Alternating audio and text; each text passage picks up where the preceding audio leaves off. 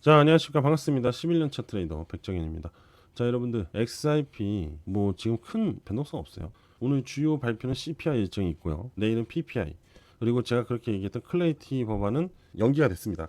금일은 CPI 수치에 대해서 좀 이야기를 한 다음에 시장 분위기도 좀 얘기를 드릴 거고, 그리고 마지막으로는 또 클레이티 법안이 연기가 됐으니까 그 점에 대해서도 좀 이야기를 하면서 XIP가 또 SEC와의 또 새로운 이야기거리가 하나 나왔어요. 그래서 그 부분도 좀 설명해드리면서, 그리고 마지막으로는 여러분들이 1월 2026년 1분기에 좋은 수익을 낼 수 있게 도와드리도록 할 거니까 영상 끝까지 시청하시고 좋은 정보 싹 가져가셨으면 합니다. 자, 지금 바로 시작하도록 할게요. 자, 여러분들 지금 이제 13일 오늘 10시 30분에 CPI 발표가 있죠. 자, 이거부터 이제 일정이 시작이 됩니다. 그죠? 이번 주 상당히 빅 이슈들이 자리를 잡고 있기 때문에 시장에 대한 흐름이 굉장히 조심스럽게 움직이고 있는 것은 사실입니다. 자, 그러면 이 CPI에 대한 이야기를 좀 잠깐만 하고 넘어가도록 할게요. 첫 번째로 CPI 예상치와 시장 전망에 대한 이야기를 해보면, 경제 전문가들이 12월에 CPI가 전월 대비 0.3%, 전년 동기 대비 3.4% 상승할 것으로 예상을 합니다. 자, 그래서 지난달과 비슷한 수준으로 물가가 급격하게 튀지 않고 어느 정도 통제 범위 안에서 있는 신호로 해석을 하려고 하고 있어요. 그리고 두 번째로 금리 결정이 이제 어떻게 미칠 건지, 사실 이게 제일 중요하죠. 동결이냐 인하냐, 맞죠?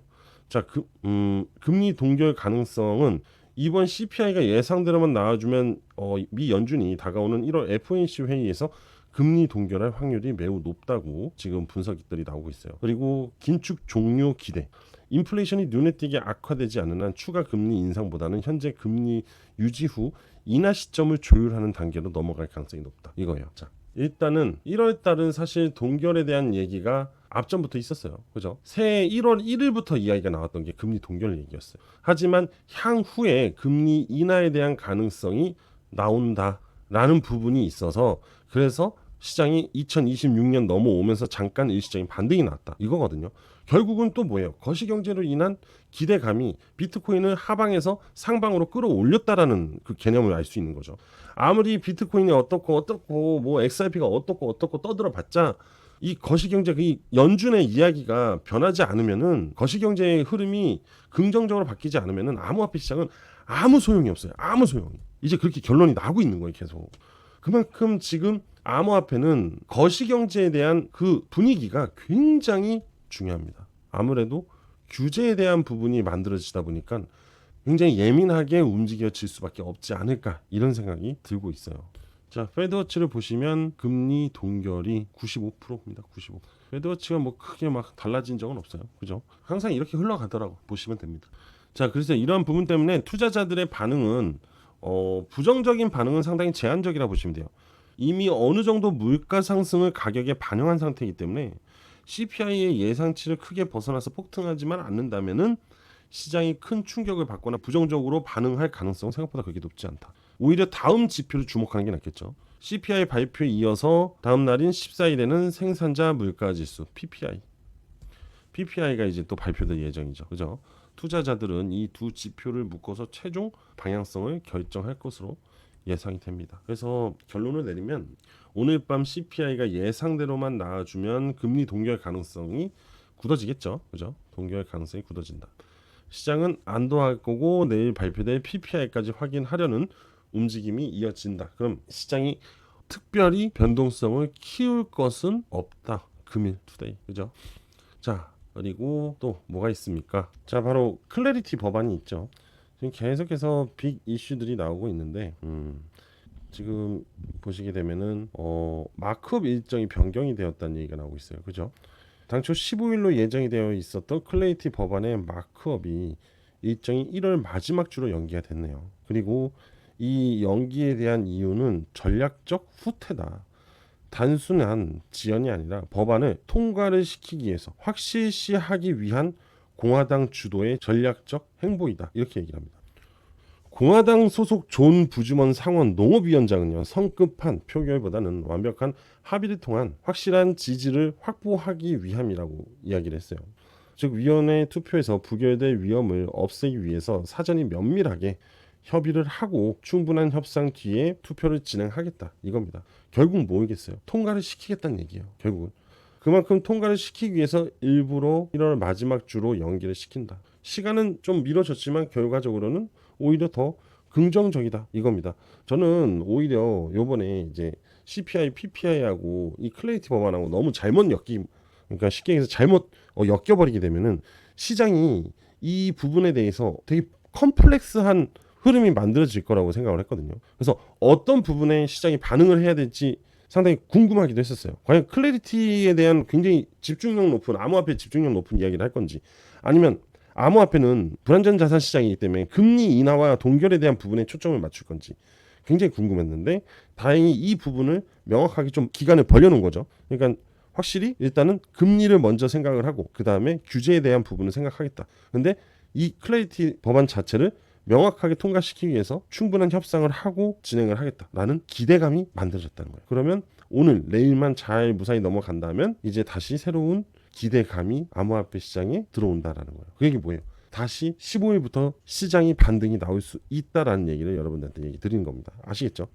자, 그리고 이제 리플 내용으로 좀 돌아와서 SEC의 운명의 서한을 던졌대요. 자, 보자고요.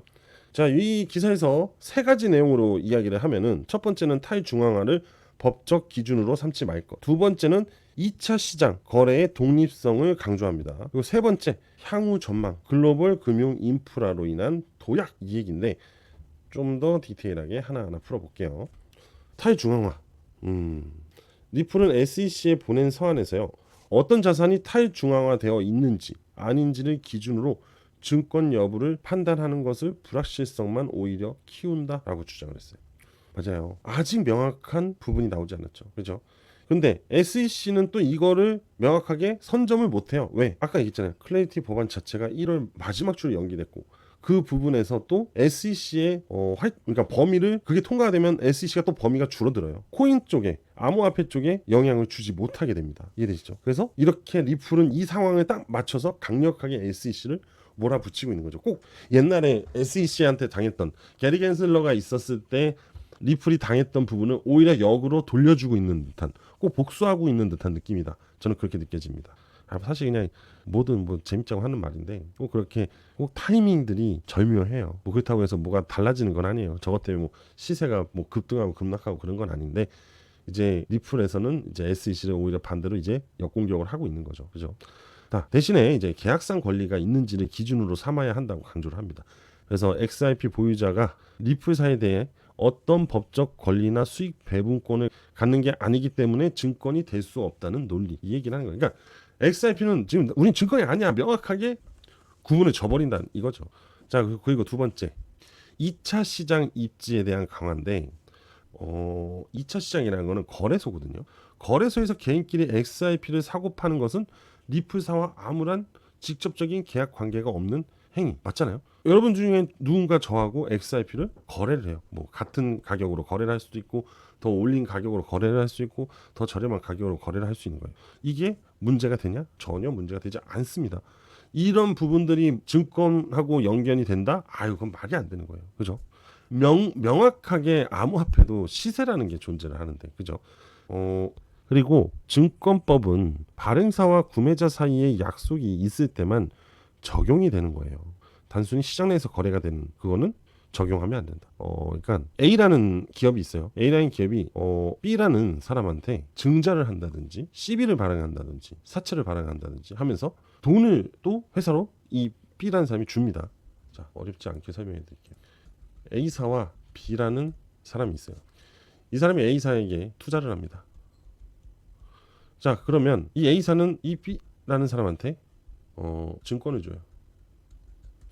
왜 있어요? 돈을 투자했으니까 A사는 무언가를 줘야 될 겁니다. 그래서 증권을 줍니다. 이 얘기를 하는 거거든요. 되게 단순하게 얘기하면. 근데 이게 여기서 좀 더 디테일해지면은 이제 약속이라는 단어가 들어가게 되고, 여기에 계약 관계가 형성이 돼요. 그래서 이 투자한 금액을 언제까지 못 갚았을 시에는 이 증권을 현금화할 수 있는 권리가 생기고, 또 아니면 뭐 예를 들어서 못하게 되면 니네 A사의 지분의 20%가 추가로 넘어오게 된다. 뭐 이런 내용들이 있습니다. 그러니까 즉 증권이라는 외관 법인의 권리죠.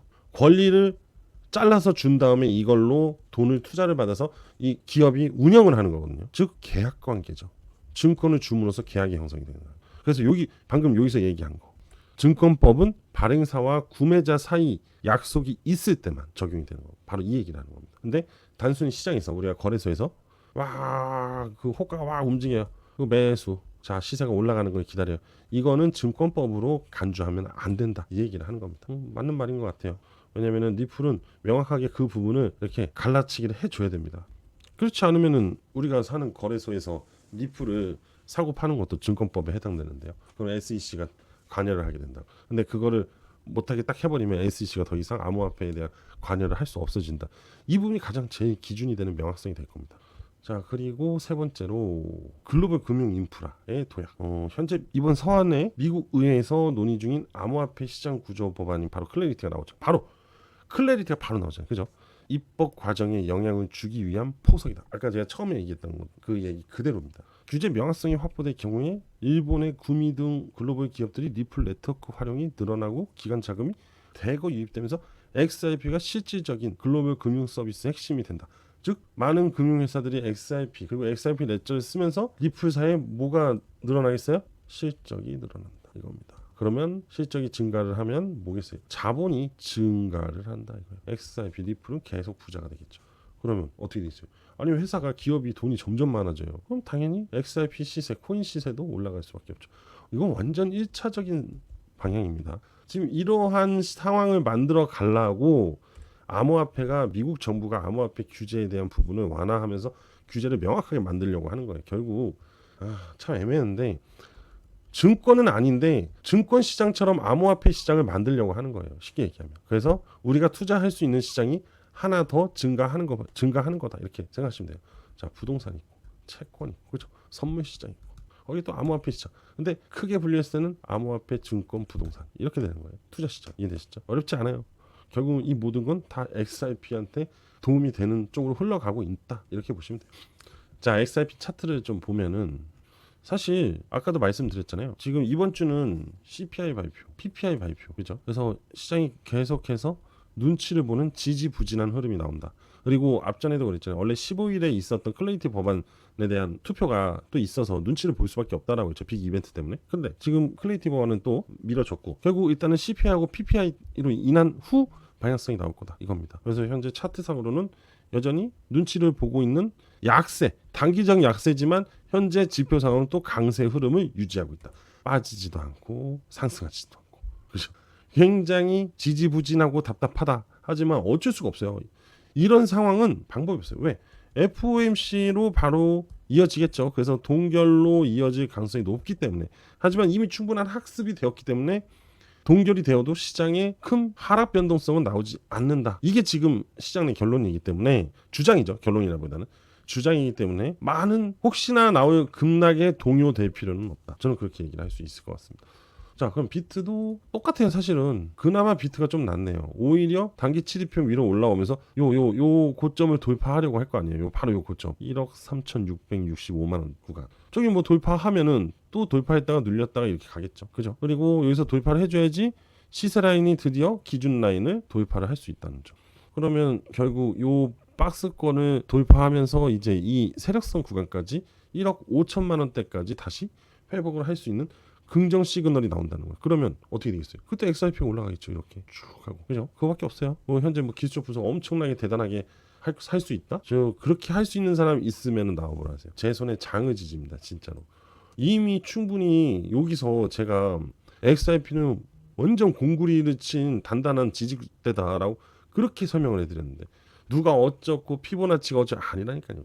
이 가격은 재단이 명확하게 꽉 잡고 있는 가격대예요. 그리고 이제 울렁울렁하면서 파도를 타면서 올라가는 겁니다. 이해되시죠? 그냥 편안하게 지켜보시면 된다. 이겁니다. 자, 그래서 지금부터는 오히려 메이저 코인, 비트코인 이런 애들보다 좀 더 시원하고 빠르고 강한 급등이 나올 수 있는 코인을 제가 여러분들한테 공유 드릴 거니까 집중해서 잘 들어보세요. 지금부터 여러분들 집중해서 잘 들으셔야 됩니다. 제가 오늘 여러분들한테 공유 드릴 코인은 바로 이 코인이에요. 일단 간단하게만 설명을 드리면 상장하고 지금 4년 동안 세력들이 매집을 하고 있는 코인입니다. 자, 매집하는 기간이 길면 길수록 상승하는 부분도 상당히 강하게 나옵니다. 예시를 하나 공유를 드릴게요. 바로 이 코인입니다. 이게 무슨 코인이냐? 바로 오닉스 코인이거든요. 오닉스 코인은요, 상장을 하고 나서 쭉 하락을 해요. 이게 정석이에요. 하락하는 건 정석입니다. 신규 상장 이후 하락하는 건 당연한 거예요. 그래서 제가 여러분들한테 신규 상장 코인은 상장 그 당일에 절대 매매하는 거 아니라고 말씀드린 거고, 자,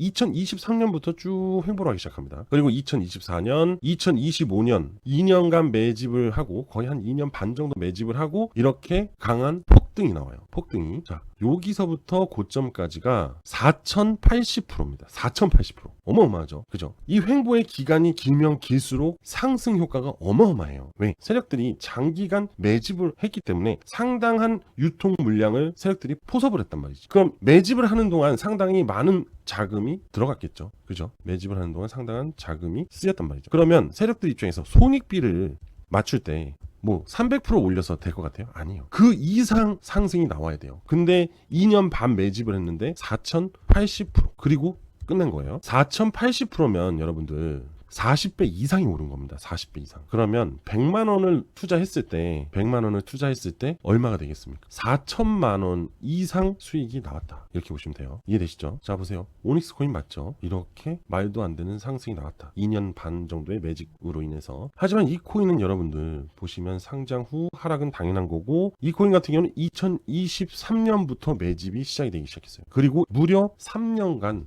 매집을 해오고 있는 중입니다. 3년간. 앞서 말씀드렸던 오닉스 코인은 2년 4개월. 현재 이 코인은 3년. 확실히 매집의 기간이 크죠. 그러면서 최근 들어 대량 매집을 한 흔적들이 발생이 되었다. 이 얘기는 뭐냐? 시세를 터트릴 준비가 거의 다 됐다는 거예요. 조용히 매집을 하다가 거래량을 보여주면서, 절대 거래량은 거짓말을 하지 않습니다. 그러면서 갑자기 이제 골파기를 하는 거예요. 이제 컵앤핸들이 나오면서 강한 급등으로 전향될 겁니다. 자, 이거는 기술적 분석을 말씀을 드린 거예요. 자, 참고로 이 코인은 일단은 보안에 대해서 굉장히 중요시 여기고 있는 프로젝트입니다. 자, 소위 말해서 이런 얘기까지 돌고 있어요.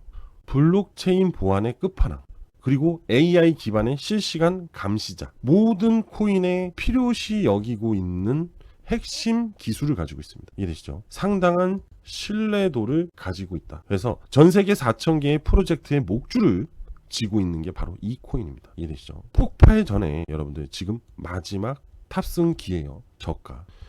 이 저가 구간에서 매수를 해야지만 여러분들이 좋아하는 경제적 자유를 얻을 수 있어요. 이미 올라가는 상황에 타버리면은 투자 심리가 불안해지기 때문에 여러분들은 쉽사리 끌고 가기가 힘듭니다. 이해되시죠? 그리고 지금 바이낸스, 업비트, 빗썸 세력들이 주목하고 있는 보안 대장주예요. 이거는 제가 이제 팩트로 얘기를 드리는 겁니다. 아시겠죠? 참고로 최근에 해킹 사건들이 굉장히 많이 나왔어요. 여러분들이 갖고 있는 코인이 해킹을 당하면 어마어마하게 짜증나죠. 근데 이 코인은 원체가 보안형이기 때문에 해킹 피해가 1도 일어날 수가 없습니다. 쉽게 얘기하면 상당히 안정성이 높은 코인이다. 이해되시죠? 그만큼 향후 이 보안 해킹 프로젝트에 대한 이 코인이 빚이 날 수밖에 없다는 거예요. 이해되시죠? 자, 아까 2년 반이에요. 그죠? 그리고 4000%였어요. 그죠? 저는 이 코인 3년 이상 매집을 하고 급등, 그 이상이라고 생각을 하고 있습니다. 그래서 제가 여러분들한테 이 코인을 공유 드리려고 하는 거예요. 2026년 1월 스타트예요.